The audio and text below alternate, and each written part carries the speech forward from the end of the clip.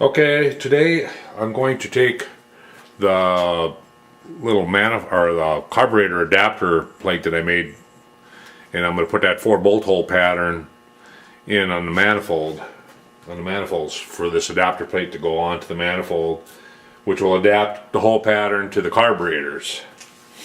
So what I've done here is I've got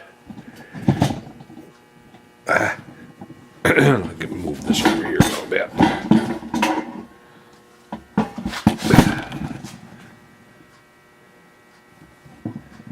Let's see where we at here. There we go. Okay, so what I've done here is I've got one of the manifolds clamped in device, lightly clamped, because we're clamping on basically an edge there. And I don't want to mess up that edge. And what I'm going to do is that access, the air, the access hole, I'm going to dial that in. Matter of fact, I don't have it clamped at all here. Just lightly clamp it. It's just sitting on top of two parallels on the flat bottom of it. It's just sitting down on two parallels. I'm just going to lightly clamp it. And I do mean lightly. It'll stay. Doesn't need to be clamped that tight. It's not for the size hole, so we're going to be drilling 256s. We'll be drilling 256 holes. So we'll dial that in. Get it close here. I'm going to dial it in on Y-axis on the slot, and then I'm going to dial it in on X also. I want it centered about that. I want it centered about that slot in there, that the air, that's where it sucks the air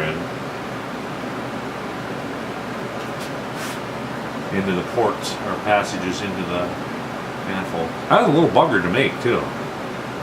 Had a lot of setups to put the passageways through there. But that was I think that was either the first or second part I made on this, because I think I started with that. Then I went to the engine block after I had the manifold made. I wanted a challenge right away, and believe me, it was a challenge. But I think they turned out pretty nice. They look. I radiused everything, sandblasted it real good. Kind of made it look like a casted. Matter of fact, I had comments on people that I showed it to where I work. Where'd you get the casting for that? And I go, well, that's not casted. That's all machine.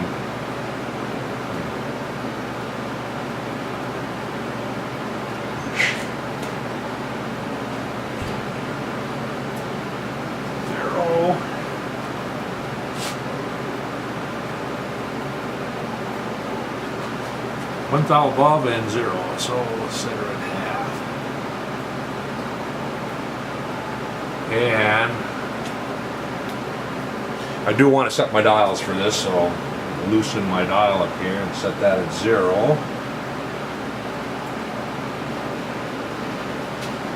And back it off, and come back to the 0, make sure that I'm there. Taking the backlash out the correct way. Okay, we're still at 0, so that's good. Now we will try to swing in on X, or get it damn close anyway. This one might be a little harder to do. Right there. Right there is 0.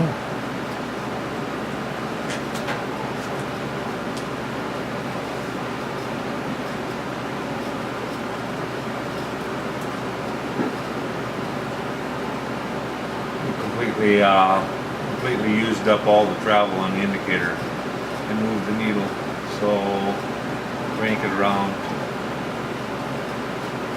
Set 0 on this side. 0 right there.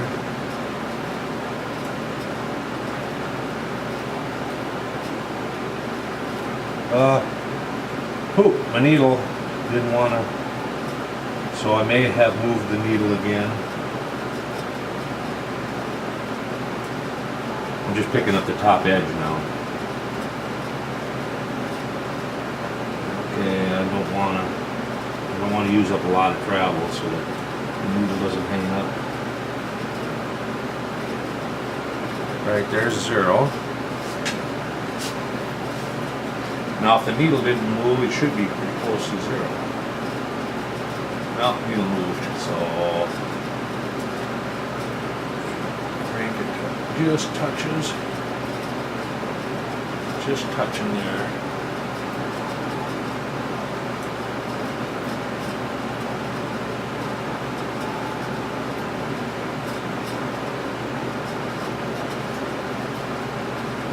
Down the bottom of that slot. The top is a little bit off, I think.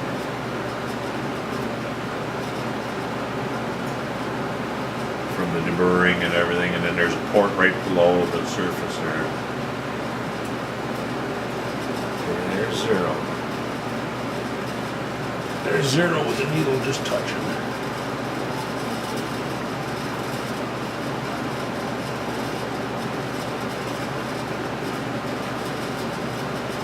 Two thou, so that's pretty darn close. 2 thou above, so I need to take this side to a thou above. And I'm going to set the dial over here too. Set my X dial too. Alright, so loosen it up. Set it to 0. Back it off. Bring it back to 0. See where I'm at. 1 thou above. Everything should be about 1 thou above. I just want it close. It doesn't have to be dead on or anything. It's actually two and a half thou below. That's close enough. It's just gonna position the carburetor over it, and I just kind of want it so that you can't walk up to it and eyeball it and say, oh yeah, that's way off center. So you're not going to see 2 thou. I guarantee it. All right, so now make sure I get this whole pattern in there correctly. I had one put together here. Here we go. This one is put together. So it's going to sit like that. And the whole pattern on y-axis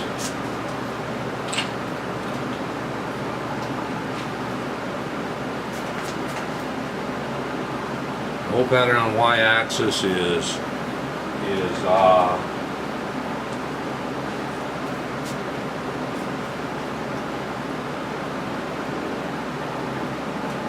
465 thou apart.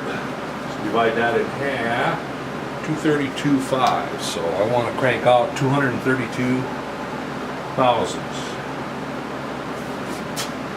So 1, 2, 10, 20, 30. So it'll be 168. Okay, and then on x-axis, that whole pattern is 565. 100 thou different. So there I want to go to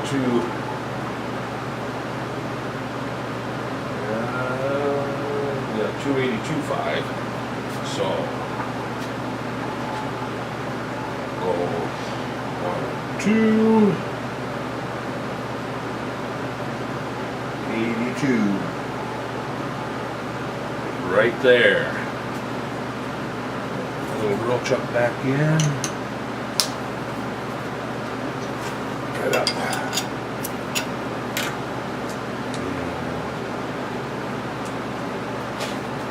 we'll take and lay this on here. Get the right drill, 256. It's the thread that I want.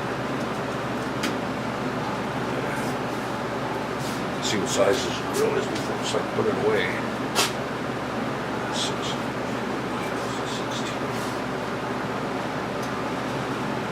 Alright.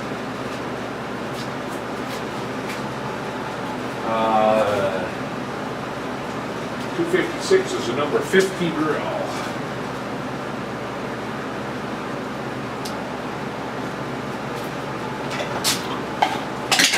Ouch. All right.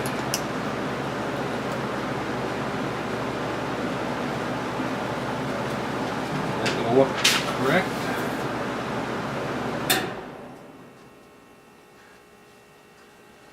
What? I'm thinking instead of centered now, being this, I can move it back.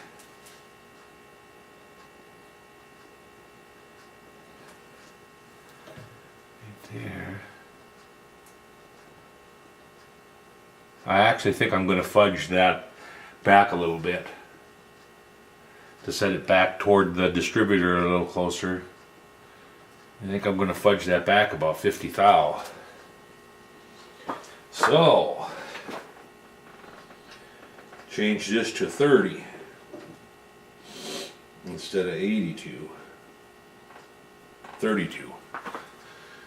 Now that's fudging everything back toward the distributor 50 thousandths.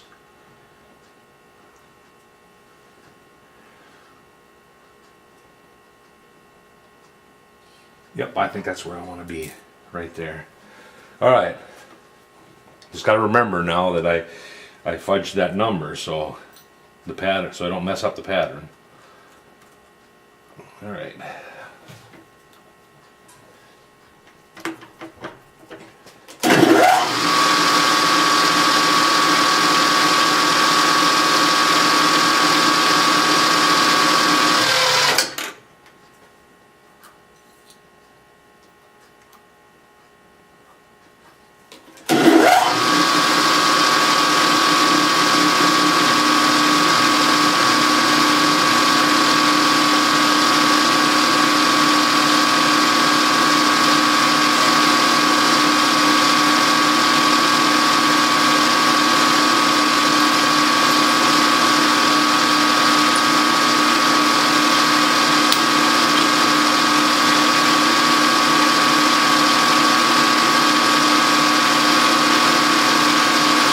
I'm going to drill that a little over through it. It won't hurt anything because it's going to be sealed up with a screw anyway.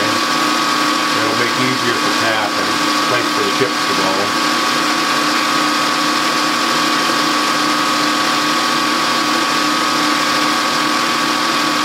I like having through holes wherever possible because it does make it a lot easier for tapping, and you don't have to worry about binding up chips in the bottom of the hole.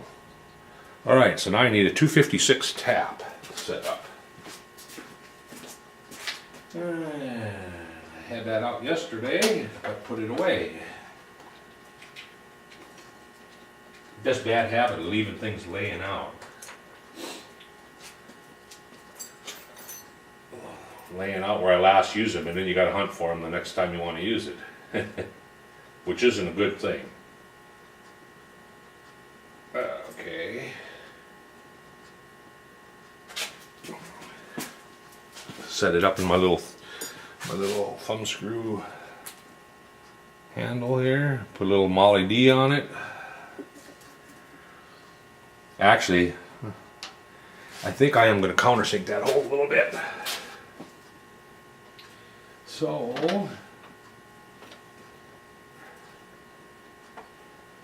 if I can find my real small countersink.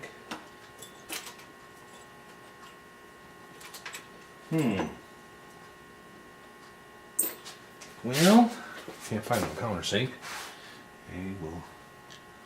I will do it with my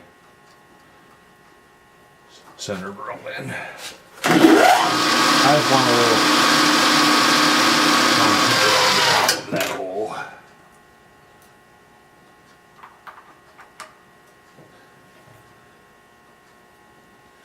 And we'll thread that in.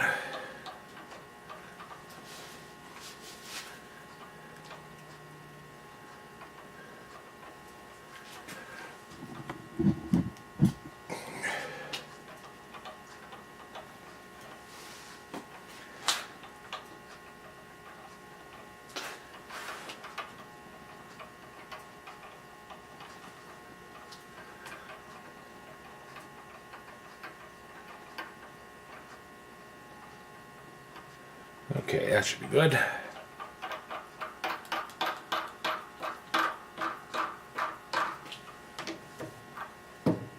One down. Okay, now I want to come out on y-axis and what was it on? Oh, the papers all blew away.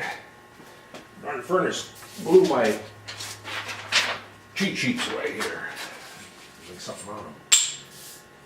All right, that was 232. So there's 0 and then 2.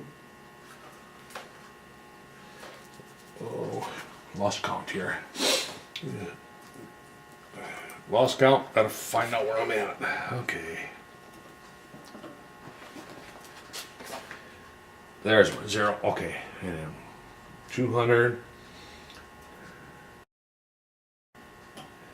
And whoop, 232, not 62. 232. Just kind of double checking it. That goes over that. Yeah, that's correct. Still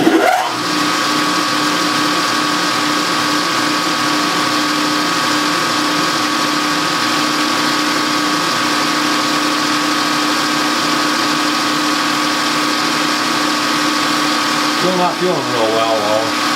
Went out and blew snow this morning. I actually enjoy that. I mean, it's not work. To me, it's not work. It's just sitting in the in the tractor and running around the driveway and running around the backyard for the puppies to run.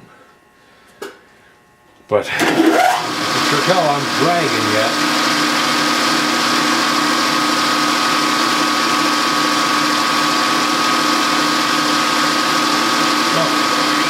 You want to use tool tools or a pinsaw here. Oh, I want to get my parallel out of the way too. Running into my parallel, they're hard. They would dull that drill right now.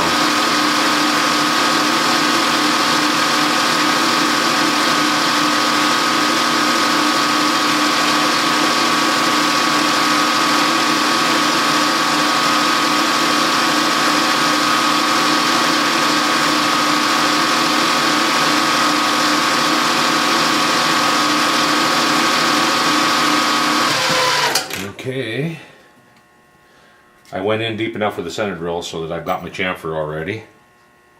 You notice that or not? Gotta be careful when you do that so you don't break the pilot of that center drill off. And if you do break a pilot off on a center drill, save the center drill that you broke the pilot off and grind half of it away.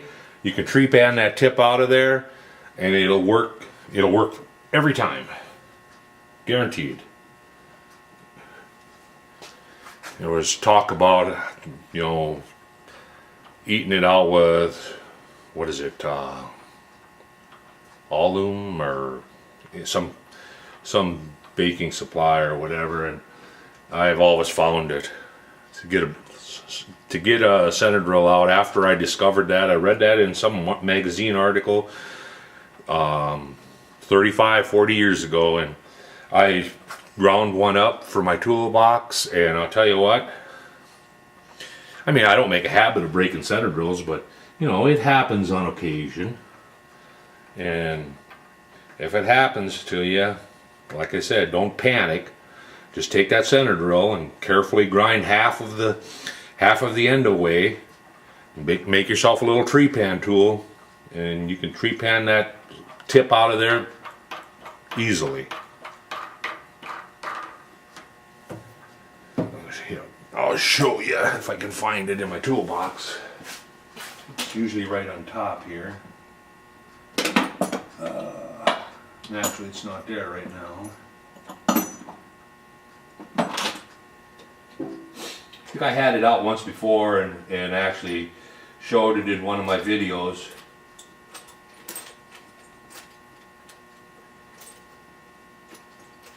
Oh, here's one. And I have several different sizes. Now this is a bigger one, a fairly bigger one. Let's see if I can get it somewhere where you can see it. Okay, there. But if you look at it closely, you can see where I ground the end away, half of it away. And it'll tree pan that. You come down with it, it'll tree pan right around that tip that you broke out, and it'll just pop out and go flying, and you'll be back in business. You'll have a little bit bigger countersink on your hole, but a lot of times that doesn't matter. So, okay, so I fudged everything over 50 thou. I'm going to put my center drill in just for a reference again, so I can kind of see. Sometimes I lose count. So I had fudged it over 50, so this was the original 0. So I want to go over 50 thou from that. So that's 0 now, and I'm going to cheat and put a little mark on my dial. Although I should be able to remember that. Okay, so now I want to go over 282. So there's 1, 2. 50, 60, 70, 82, so it would be 68. Right there.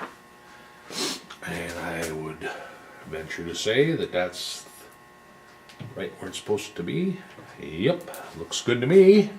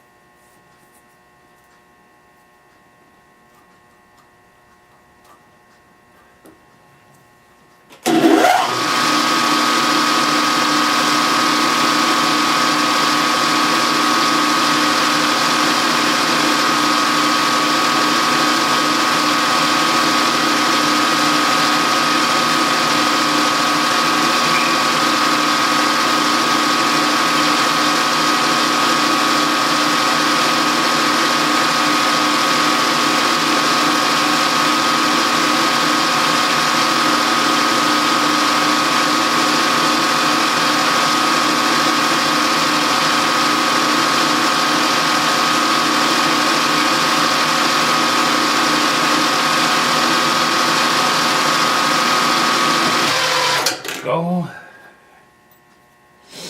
Put a little Molly D on the tap.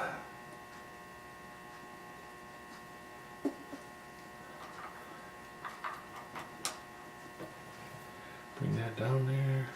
Touch and crank her in.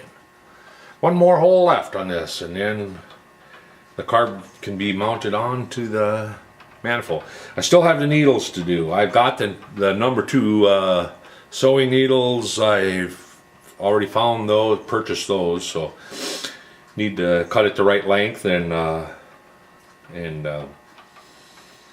take a screw and put the hole in the end and solder it in place. I just haven't done that yet.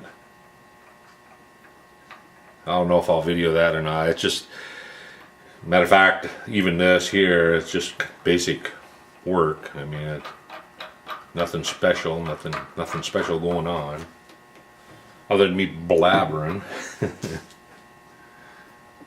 Okay. So now I'm going to crank back in, and that is 232.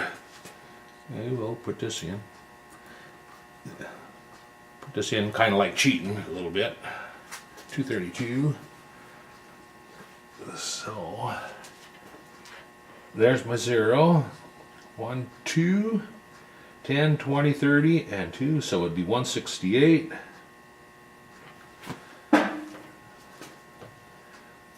Looks like that's the spot.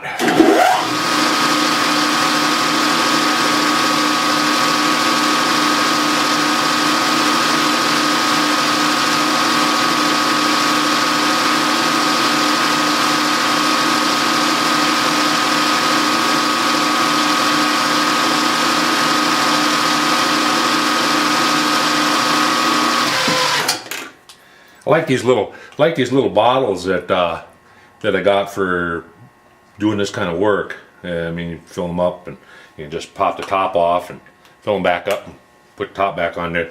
What they are is eye drop bottles, and I put my Molly D oil and trim salt, and that way, if it tips over, guess what? You're not gonna spill it everywhere, and you can put it right where you want it. They work real well, and I have oodles of these bottles laying around because I saved them all.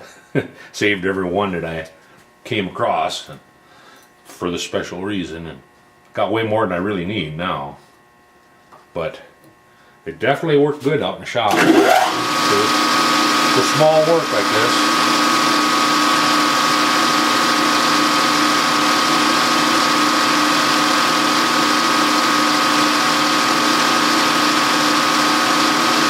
Especially with Molly D. Molly D is really messy stuff. I really like the stuff, but it's messy to work with.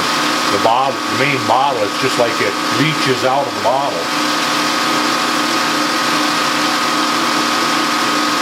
It finds an opening and crawls out. Good stuff, though. And this trim saw works really well on, especially on flood cooling.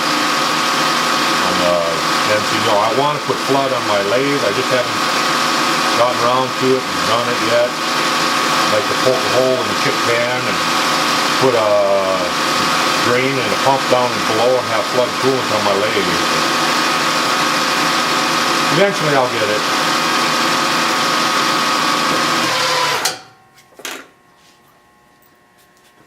Little Molly D.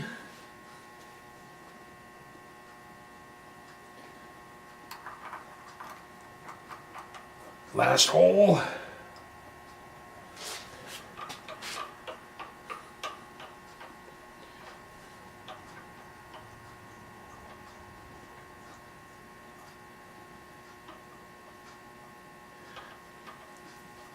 I gotta get some Ot 80 taps.